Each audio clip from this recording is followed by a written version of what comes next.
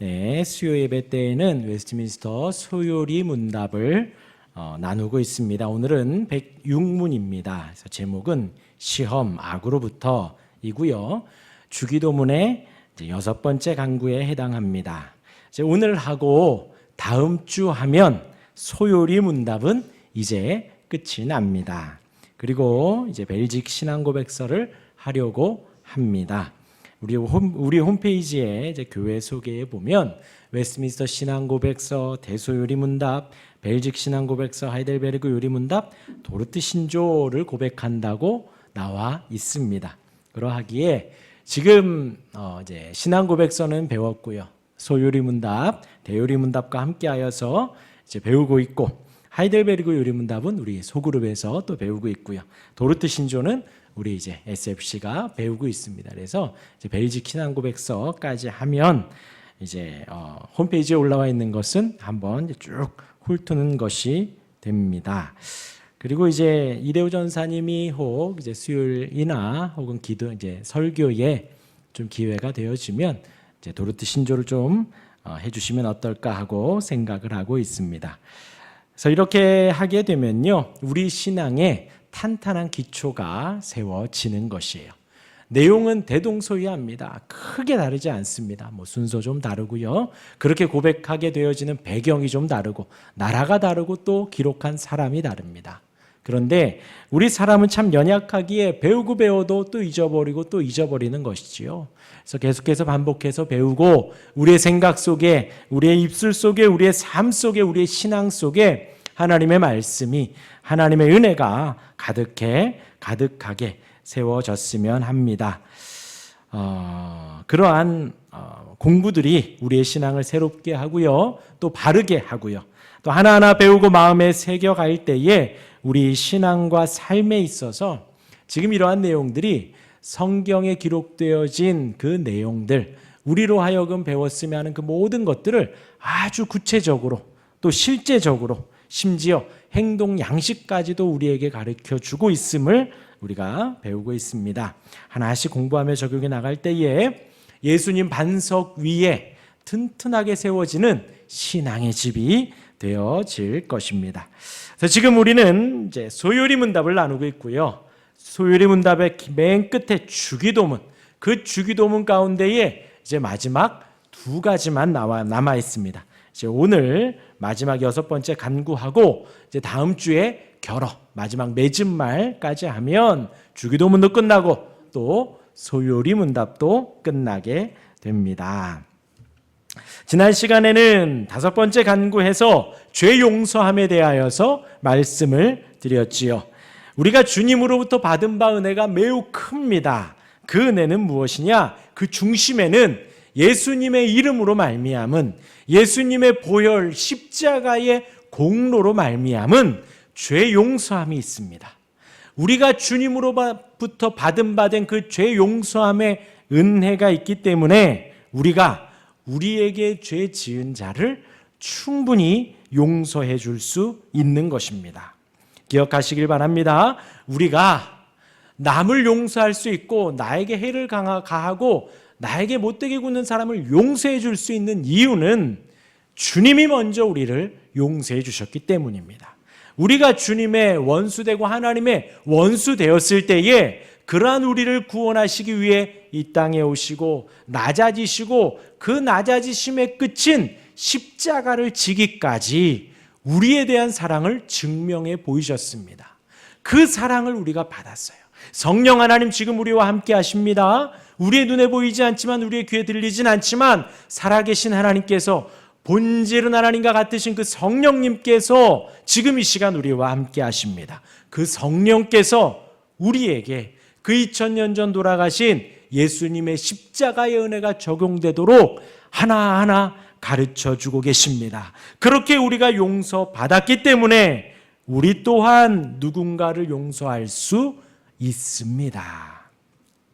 그리고 그렇게 예수님께서 용서하라 하는 것은 그 사람을 위한 것이 아닙니다. 하나님의 나라를 위한 것도 더더군다나 아니고, 우리가 용서한들 용서하지 않은들 하나님의 나라에, 하나님의 위엄에 더 보태지거나 더 빠지는 것도 없습니다. 하나님께서 하나님의 자녀들에게 그렇게 요구하시는 것은 하나님의 백성들을 위함입니다. 나를 위함입니다. 내 안에 그를 향한 복수의 마음이 가득하다면 얼마나 우리 마음이 지옥과 같겠어요. 하나님의 자녀들이 천국 안에 천국을 누리며 살기를 바라시기에 용서하라고 명령하시는 것입니다. 그런데 단순히 명령하시는 것이 아니라 그 이전에 우리를 택하셨고 우리를 위한 사랑을 보여주셨고 성령께서 우리에게 적용케 시켜주시는 것입니다. 그러하기에요, 만약 내 원수가 있다면, 내 마음을 괴롭게 하고 힘들게 하고 나로 하여금 날마다 지옥에 살게 하는 사람이 있다면 주님, 나로 하여금 그 사람을 용서하게 해주십시오 간구하기 이전에 주님, 용서할 힘을 달라고, 주님의 넘치는 사랑과 은혜 아래 내가 푹 빠져 살 수 있도록, 그러면 용서하는 것 어렵지 않습니다. 제가 단언컨대 그 은혜가 충만하면, 그 사랑이 충만하면요, 주님의 사랑은 이미 충만합니다. 가득합니다. 2000년 전 십자가를 지셨기에 죽음까지 물과 피를 다 쏟으시며 죽음으로 보여주신 그 사랑은 이미 이 안에 가득하고 우리의 인생 속에 가득해요. 우리의 마음 눈 열어, 우리의 귀가 열려 주님의 사랑을 보고 들을 수 있다면 우리가 누군가를 용서하는 것 어렵지 않습니다. 그 은혜를 구하시며 용서하실 수 있기를 주님의 이름으로 축원합니다. 이어서 오늘 6번째 간구입니다. 우리 앞을 보셔서 웨스트민스터 소요리 문답 6번째 간구, 제가 문을 읽으면요 우리 큰 소리로 답을 여러분들이 읽어주시면 되겠습니다. 106문입니다. 6번째 간구에서 우리는 무엇을 위해 기도하나요?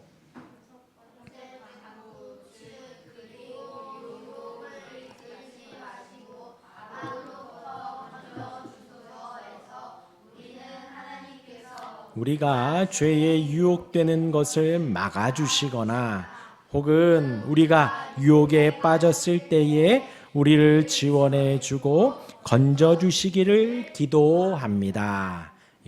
우리가 기도할 수 있도록 예수님께서 친히 기도의 예를 우리에게 가르쳐 주셨습니다.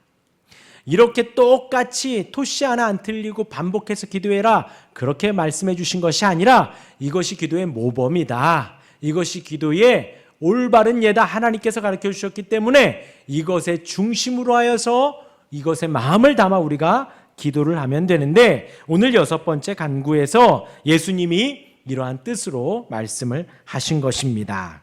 시험에 드는 것, 시험은요 우리 학생들에게도 참 힘든 것이고 다 큰 우리에게도 참 힘들고 어려운 것입니다.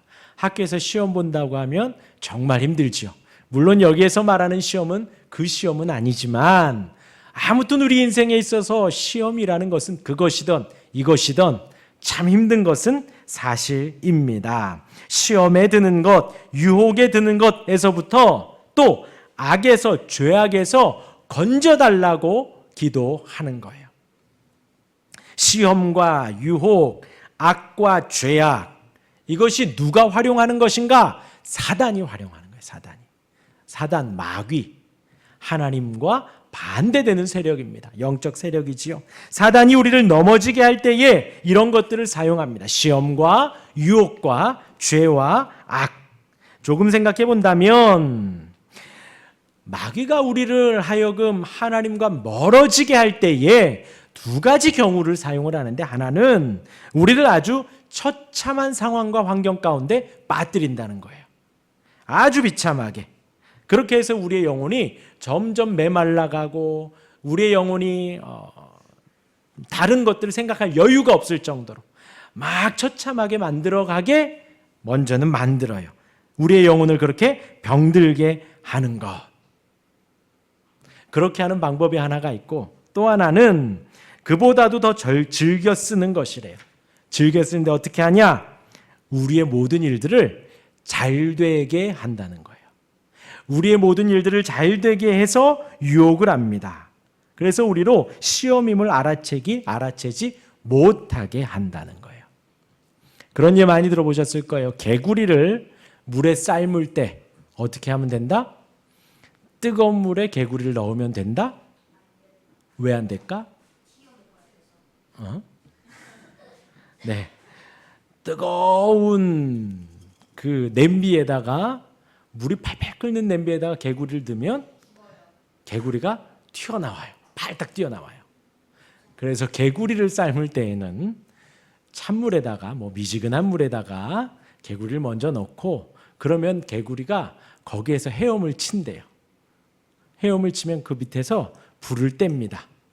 불을 떼면 개구리가 편안해진대요. 그래서 눈도 살짝 이렇게 감기고 갑자기 그 온몸이 축 풀어진답니다. 그리고 거기에서 불을 더 떼면 개구리가 죽음을 맞이한대요. 그렇게 이제 개구리를 떼는데 사단과 마귀가 우리로 하여금 하나님과 등지게 할 때에는 시험과 환난, 어렵고 처참한 일에 갑자기 빠뜨리기도 하지만 그럴 경우에 성도들이 하나님을 찾고 하나님께로 돌아오는 경우가 더 많다는 것이지요. 그래서 어떻게 하는가? 천천히 일들이 잘 되게 한다는 거예요. 그래서 사는 가운데 이것이 시험인지 아닌지 하나님의 뜻인지 아닌지 하면서 점점 잘 되어 하나님을 등지게 한다는 것이지요. 아무튼 시험과 죄악, 그것은 우리의 영혼이 하나님과 멀어지게 하는데 그 본질이 있고 목적이 있다라는 것입니다.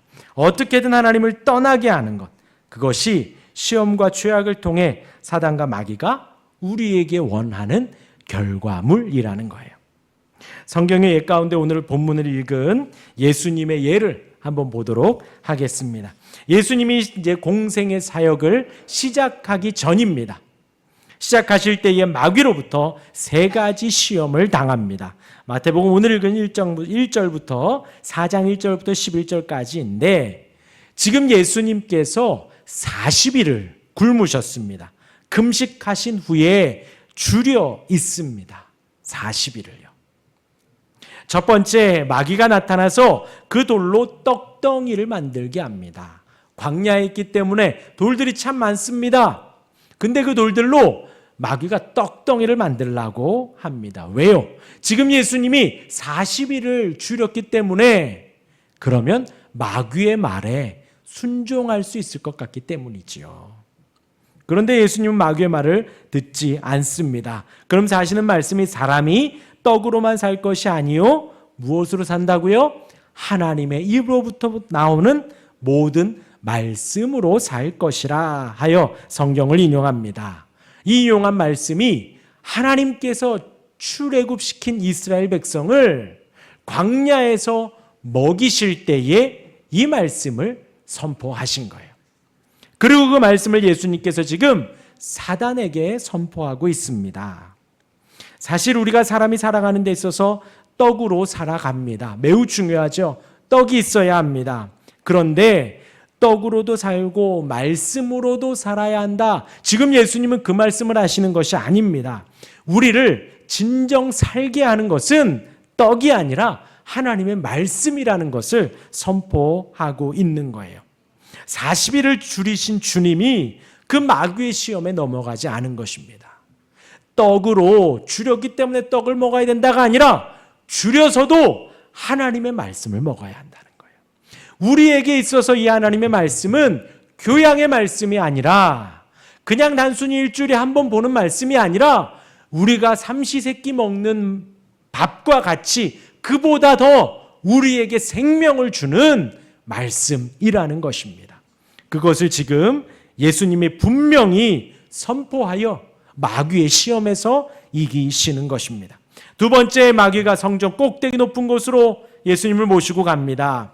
하나님의 아들이면 뛰어내리라.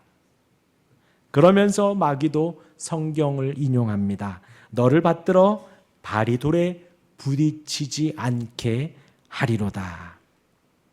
그러자 예수님 말씀하십니다. 주 너의 하나님을 시험하지 말라. 왜 이런 말씀을 하실까요? 마귀가 무엇을 시험한 것일까요?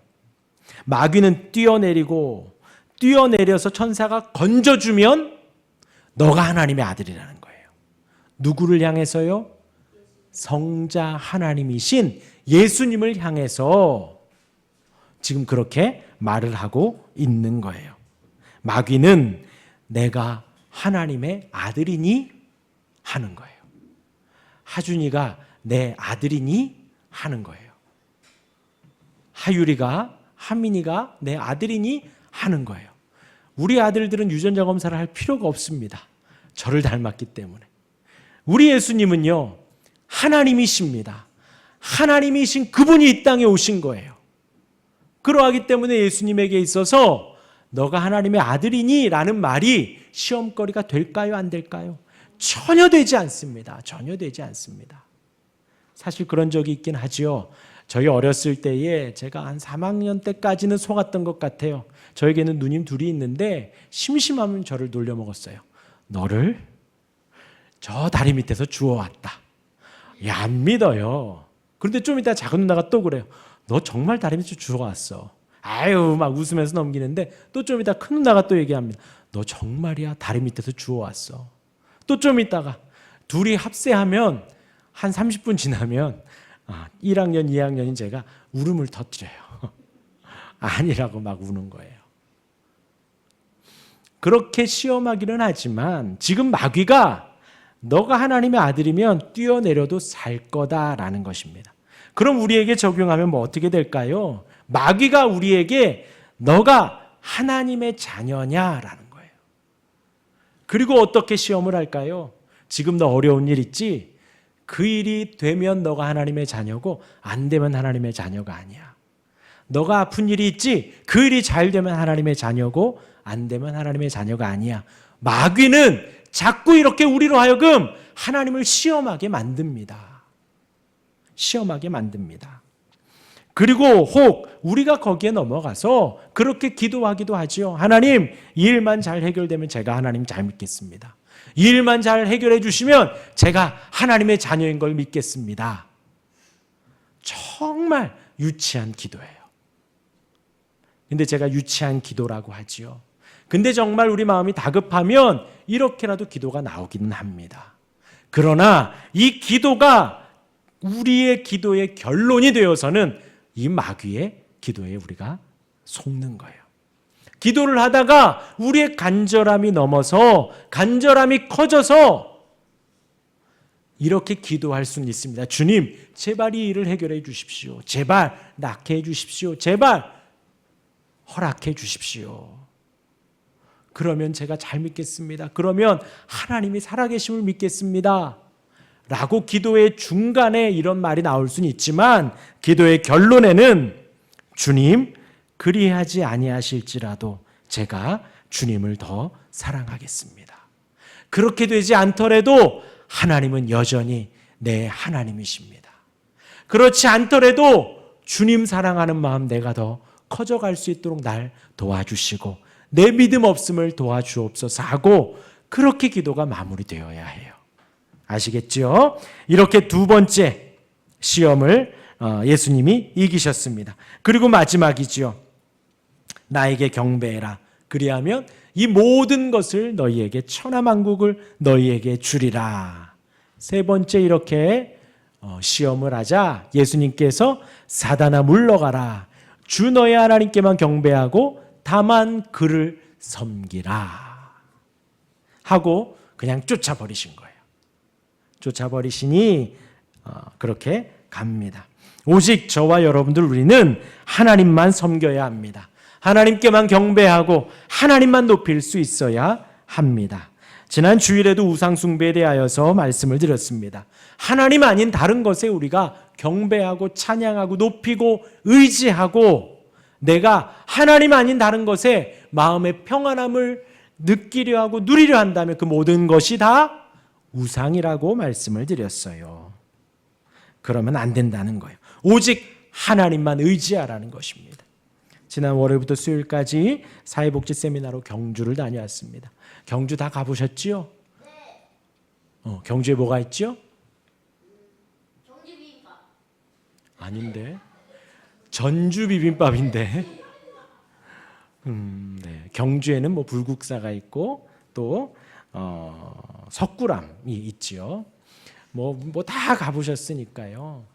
그게 우리나라의 문화유산이라고 하지만 그 크고 웅장하고 뭐 아름답다고는 하지만 그 앞에 사람들이 절을 하고 기도하고 그것들을 의지하는 거예요.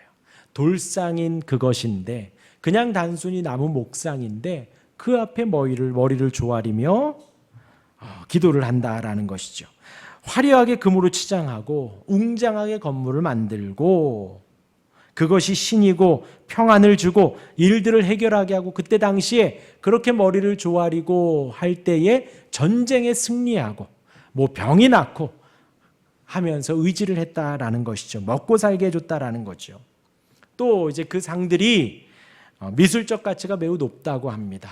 비율이 완벽하고 꼭 진짜 내려다 보이는 것 같고 어느 각도에서 봐도 꼭 나를 쳐다보는 것 같이 아주 잘 만들었다고 하지요.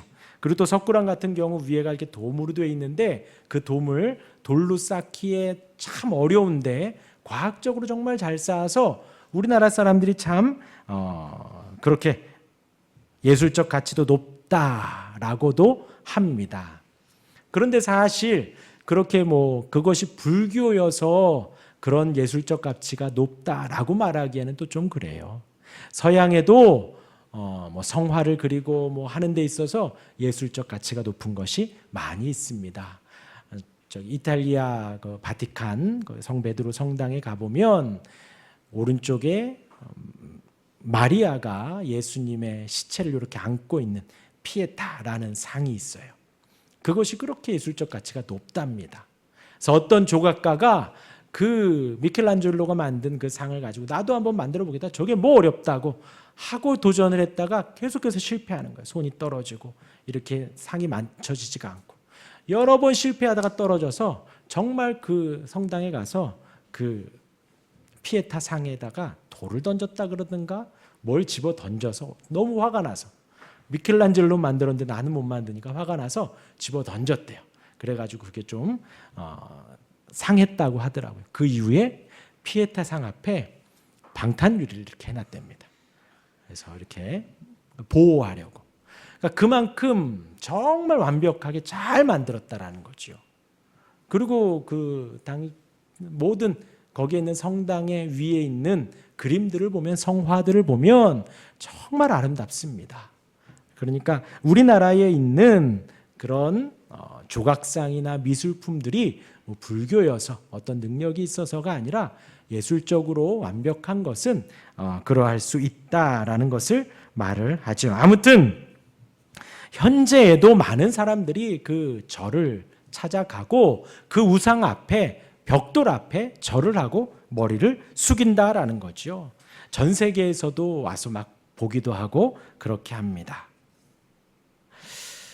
그러면서 제가 들었던 생각들은 우리나라 그 옛날에는 그 불교를 이렇게 국교로 받아들이고 전파했다고 하더라고요.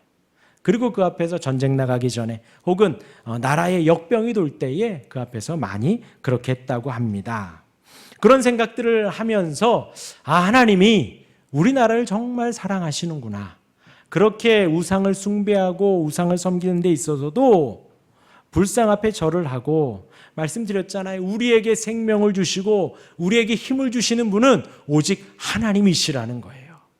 하나님이 우리에게 오늘도 살게 하시고 우리로 하여금 오늘 예배할 수 있도록 인도해 주셨는데 그렇게 하나님을 높이지 않고 불쌍하게 돌 앞에 나무 앞에 절을 하고 있으니 하나님께서 얼마나 속상하시겠어요. 그런데 여태까지 참아주시고 인도해 주셔서 저와 여러분 우리로 하여금 이 시대에 하나님을 섬길 수 있게 하셨으니 참 우리를 사랑하시는구나 생각을 했습니다.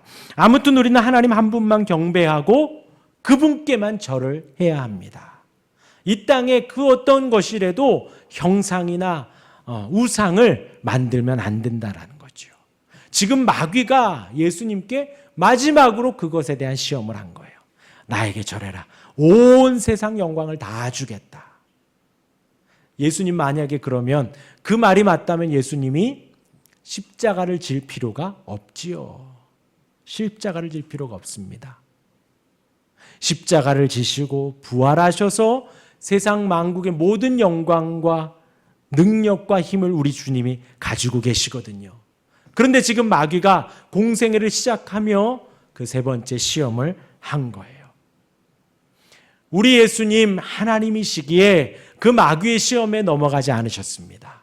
이기시고 쫓아내시고 공생의 사역을 시작하셨지요. 이것이 바로 시험이에요. 유혹입니다. 우리로 하여금 하나님을 섬기지 못하게 하는 것, 우리로 하여금 하나님을 등지게 하는 것, 신앙생활하지 못하게 하는 것이 시험과 유혹과 죄와 악이다라는 거예요.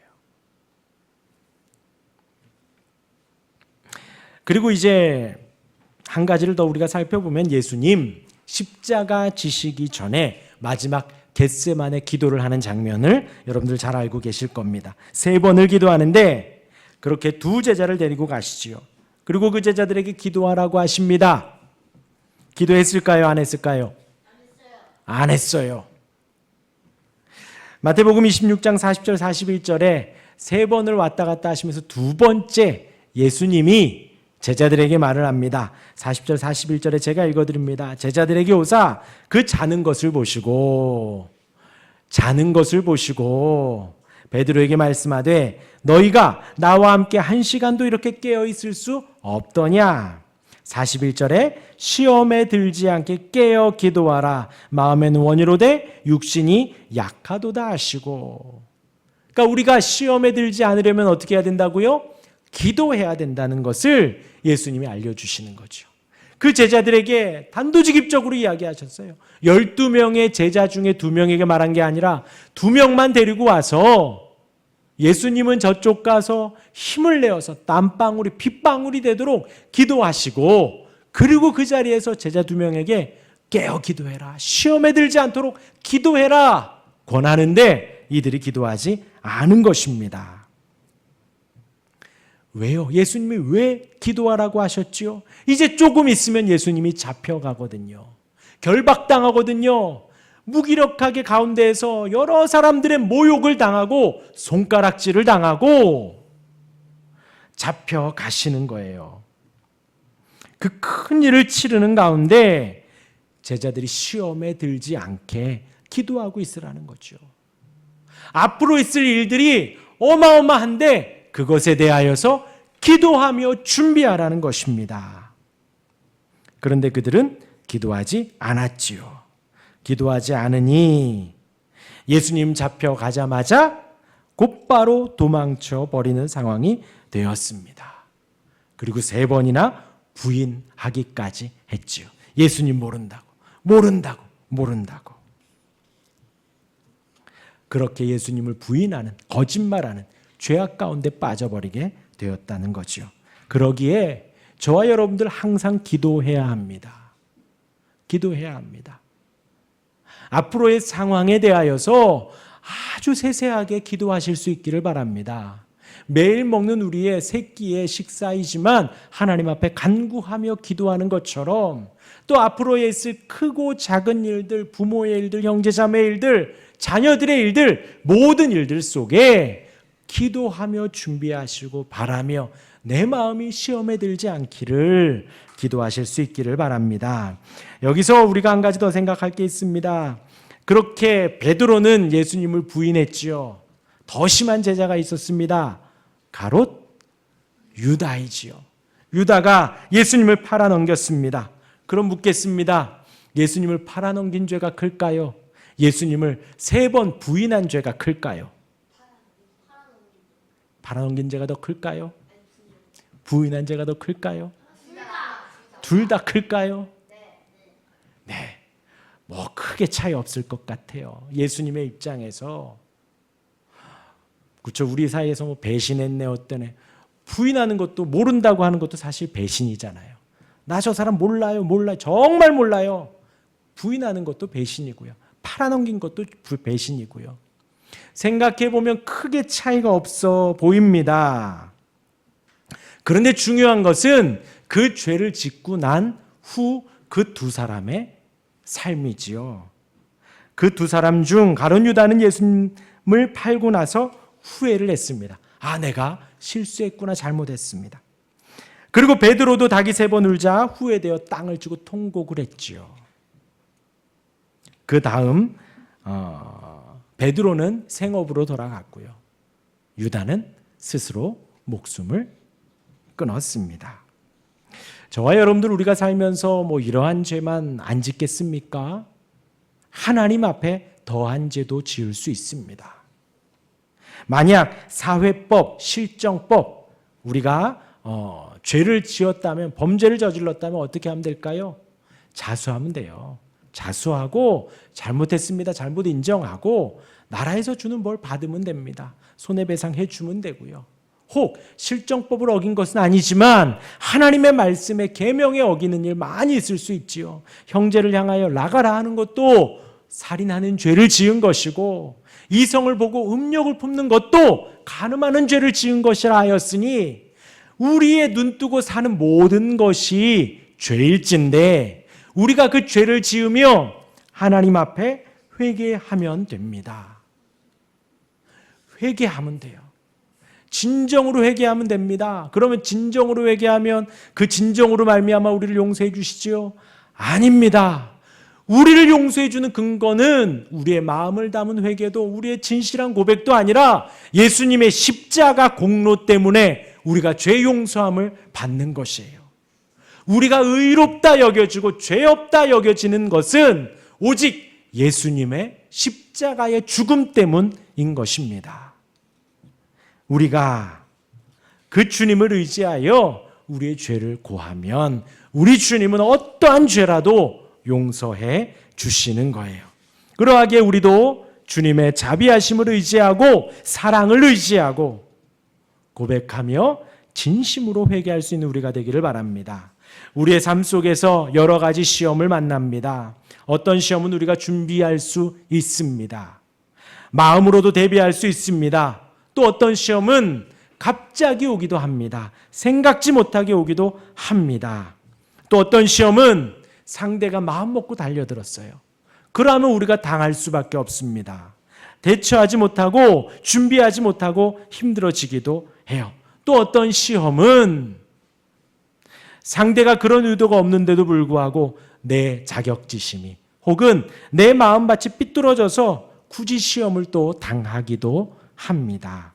그 모든 시험 가운데 우리가 분별할 것은 그 어떤 것이든 하나님 섬기는 일에 마음 뺏기지 않기를 우리가 기도하는 거예요. 하나님을 섬기며 의지하고 하나님을 향하여 벌린 내 손을 빼지 않는 거예요. 주님이 잡아주신 이 손을 우리가 거부하지 않는 것입니다. 그렇게 시험에 들지 않기를, 유혹에 빠지지 않기를 항상 기도해야 합니다. 더불어서 악에서도 건져달라고 기도할 수 있기를 바랍니다. 너무나도 중요해요. 죄악에서 건져주시기를 기도하는 것입니다.